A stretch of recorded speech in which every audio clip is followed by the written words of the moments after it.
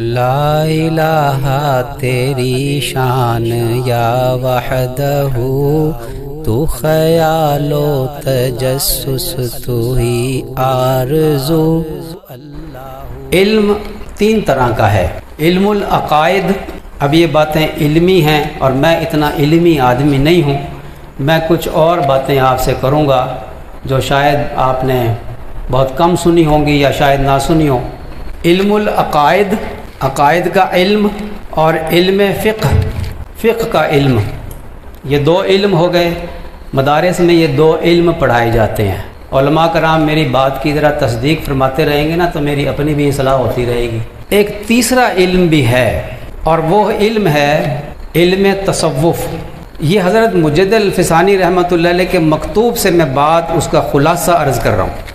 وہ فرماتے تھے کہ جو علماء یا جو طلباء مدرسے میں علم حاصل کریں، علم العقائد اور علم فقہ، تو ان کو چاہیے کہ وہ علم تصوف بھی حاصل کریں تاکہ نفس امارہ کی سرکشی ختم ہو جائے، اس کی اصلاح ہو جائے اور نفس امارہ نفس مطمئنہ میں تبدیل ہو جائے۔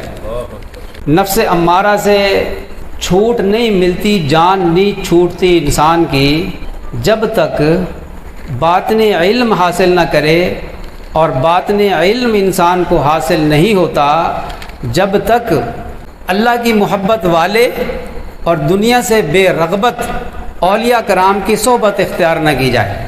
حضرت حکیم الامت حضرت مولانا اشرف علی تھانوی رحمۃ اللہ علیہ مجدد ملت، مجدد ان کو اس لیے کہتے ہیں میرے ناقص علم کے مطابق کہ انہوں نے تصوف میں بھی اصلاح فرمائی اور عقائد کے اعتبار سے بھی انہوں نے اصلاح فرمائی، رسم و رواج کے اعتبار سے بھی انہوں نے اصلاح فرمائی۔ امت میں جب بگاڑ آ جاتا ہے دین کے کسی شعبے میں، اللہ تبارک و تعالی شانہ ہر 100 سال کے بعد ایک مجدد بھیجتا ہے، وہ مجدد ان بگڑی ہوئی باتوں کی اصلاح فرماتے ہیں۔ میں جب تصوف کی لائن سے غور کرتا ہوں تو مجھے بڑی خوشی ہوتی ہے کہ سلسلہ نقش بندیہ اور دیگر سلاسل میں بہت سے فرق ہیں، یہ طریقے میں فرق ہے، منزل ایک ہی ہے لیکن علاج میں فرق ہے۔ ڈاکٹر ہومیوپیتھک، انگریزی علاج، حکمت، طریقے الگ الگ ہیں، مقصد سب کا علاج ہے۔ حضرت تھانوی رحمۃ اللہ علیہ نے خود اپنی کتابوں میں، تصانیف میں ان دونوں کا فرق لکھا ہے، کئی پوائنٹس انہوں نے لکھے ہیں۔ کمالات نبوت یہ سلسلہ نقش بندیہ کے بزرگوار کو اللہ تعالیٰ نے عطا فرمائی۔ کمالات ولایت باقی 3 سلاسل کے بزرگوار کو اللہ تعالیٰ نے عطا فرمائی۔ کمالات نبوت سے اللہ کے پیارے نبی صلی اللہ علیہ وسلم سے 2 نسبتیں منتقل ہوئی امت میں، ایک نسبت نبوت کہلاتی ہے اور ایک نسبت ولایت کہلاتی ہے۔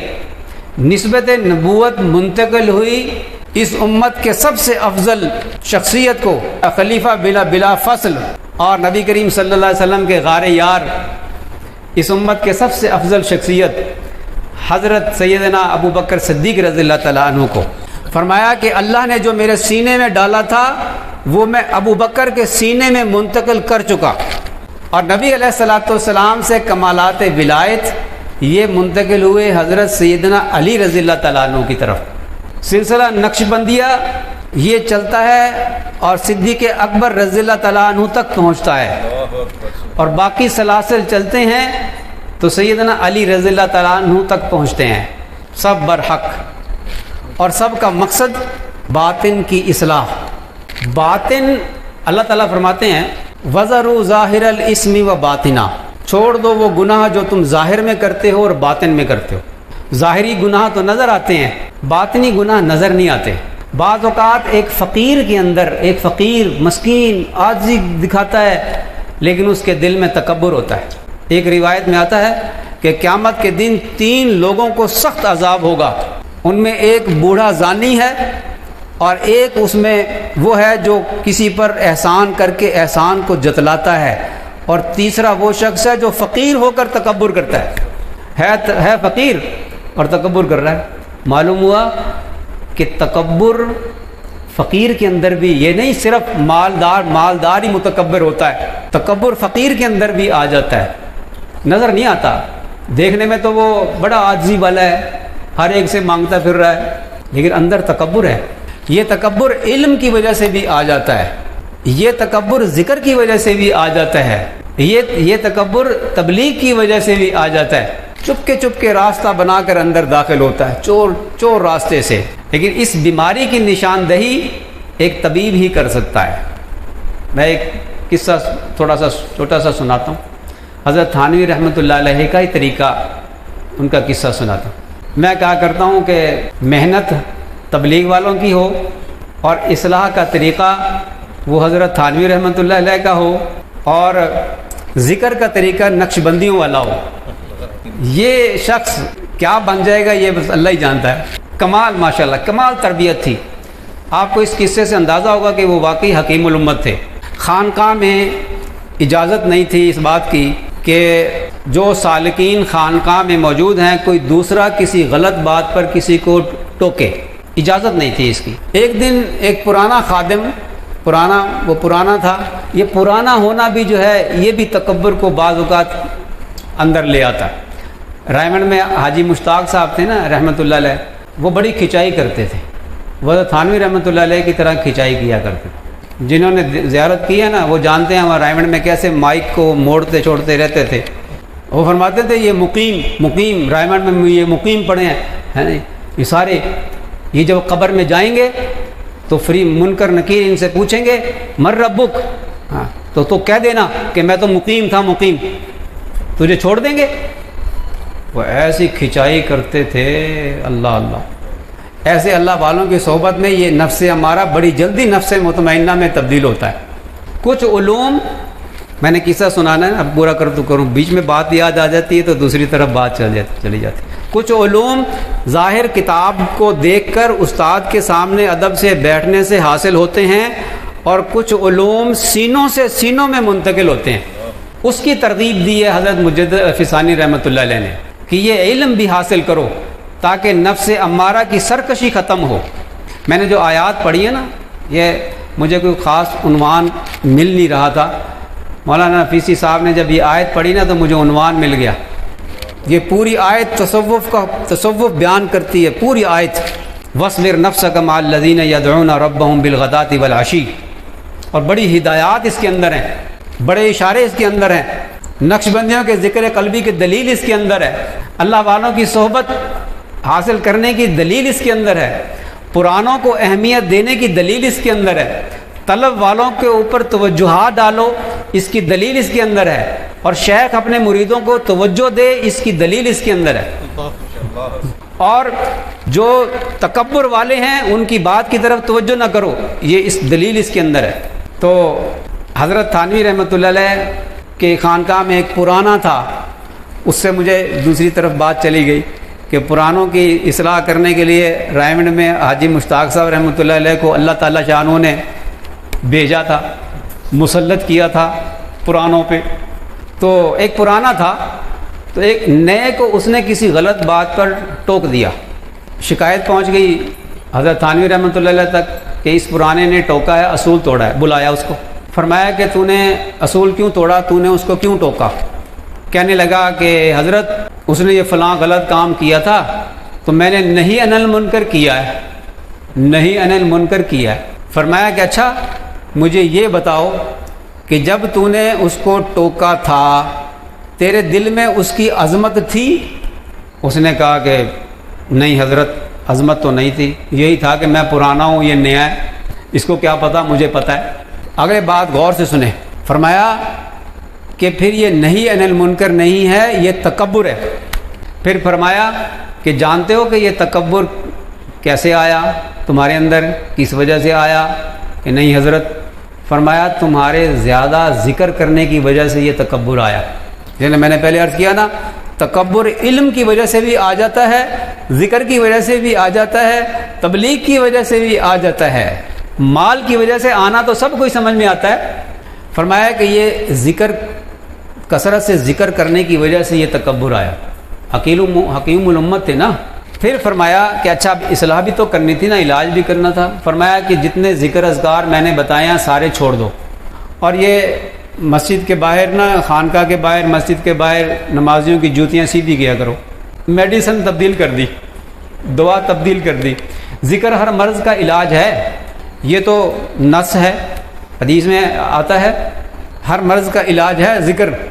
لیکن دوا جو ہوتی ہے نا، وہ کچھ اگر اس کی ڈوز زیادہ لے لی جائے تو اس کے سائیڈ ایفیکٹس بھی ہوتے ہیں. یہ ڈاکٹر جانتا ہے. پرہیز بھی کرنا پڑتا ہے اور ڈوز بھی اتنی لینی پڑتی جتنی ڈاکٹر نے بتائی.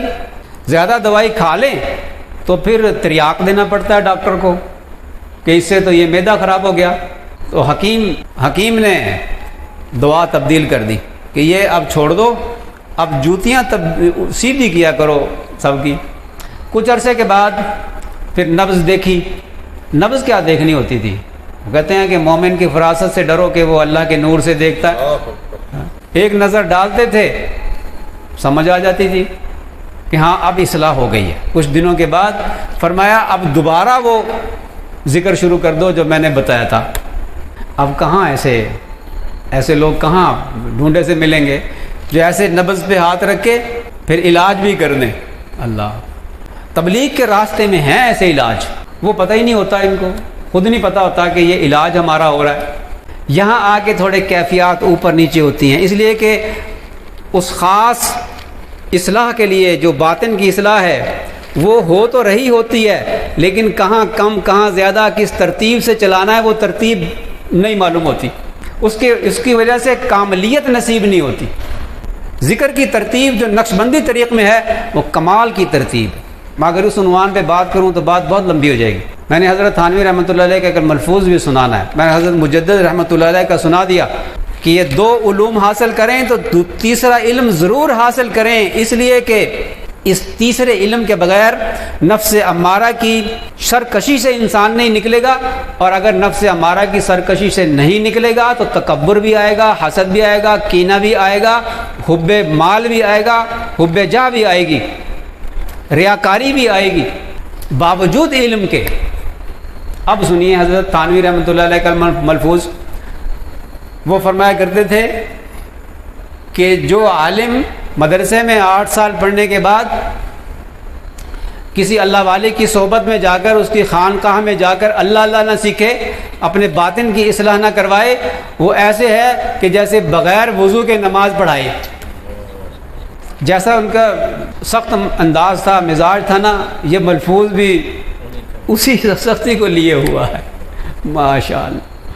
ہم یہ نہیں کہتے، اس لیے کہ مدارس کے اندر جو علماء پڑھا رہے ہوتے ہیں وہ بھی ماشاءاللہ اللہ والے ہوتے ہیں. بہت سارے مدارس میں، خاص طور پہ آپ حضرات کے یہاں، تو وہ جو ان کی صحبت میں بیٹھے ہوتے ہیں نا، میں آپ تھوڑی سی آپ کی تسلی کی گفتگو کر دوں کہ وہ جو مشائخ اساتذہ پڑھا رہے ہوتے ہیں، جو کسی شیخ سے بیعت ہوتے ہیں، وہاں سے نسبت انہوں نے حاصل کی ہوتی ہے نا، وہ اس نسبت کا اثر طلباء پر پڑتا ہے.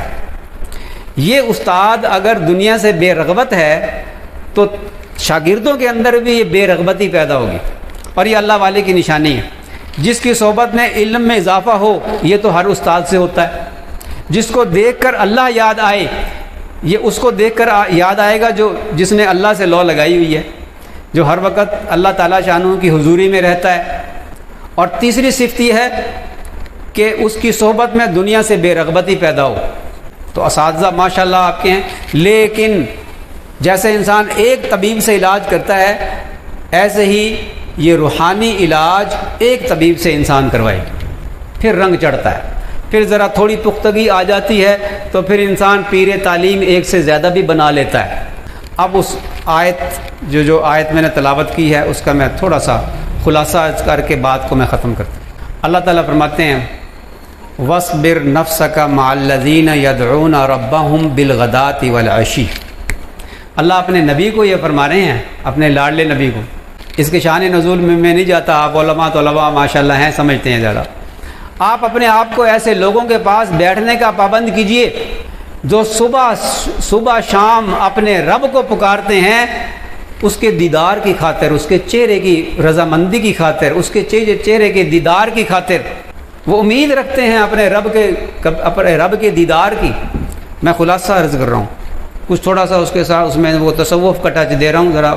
ایسے لوگ جو صبح شام اللہ کو یاد کرتے ہیں، اپنے رب کو یاد کرتے ہیں، اس کے دیدار کی طلب میں، اس کی ملاقات کے شوق میں، اس لیے کہ محبت والا اپنے محبوب سے ملاقات کے بغیر اس کو چین نہیں آتا، وہ محبت والے تھے. اللہ نے فرمایا نا کہ ہم محبت والے پیدا کر دیں گے، وہ گمراہ نہیں ہوں گے. محبت والے گمراہ نہیں ہوا کرتے، یہ محبت والے تھے، محبت سے اللہ کو یاد کیا کرتے تھے، اللہ کا ذکر کیا کرتے تھے. فرمایا یہ لوگ بکھرے بالوں والے، خشک کھالوں والے، اگر کسی بات پر اللہ کی قسم کھا لیں تو اللہ اس قسم کو پورا کر دے. یہ وہ لوگ ہیں. آپ ان کو اپنی نظروں سے، اپنی توجہات سے دور نہ کیجئے. آپ کی توجہات ہر وقت ان کی طرف رہنی چاہیے، اس لیے کہ یہ آپ کی توجہات سے ان کا سینہ منور ہوگا. یہ طلب والے ہیں، ان کے اندر طلب ہے، شوق ہے. یہ جب آپ کی نظروں کا نور اپنے سینے کے اندر لیں گے تو ان کے سینے منور ہوں گے اور یہ خود چراغ بن جائیں گے اور دوسرے چراغوں کو روشن کریں گے. یہ دوسرے چراغوں کو روشن کرنے والے ہیں. ان کی بات کی طرف توجہ نہ کیجیے جو متکبر ہیں، وہ دنیا بھری ہوئی ہے، وہ دنیا چاہتے ہیں. ان کا دل ہم نے اپنی یاد سے غافل کر رکھا ہے. وَلَا تُطِعْ مَنْ أَغْفَلْنَا قَلْبَهُ عَنْ ذِكْرِنَا، جس کے دل کو ہم نے اپنی یاد سے غافل کر رکھا ہے. یہ دلیل ہے کہ ذکر اصل میں دل میں ہوتا ہے.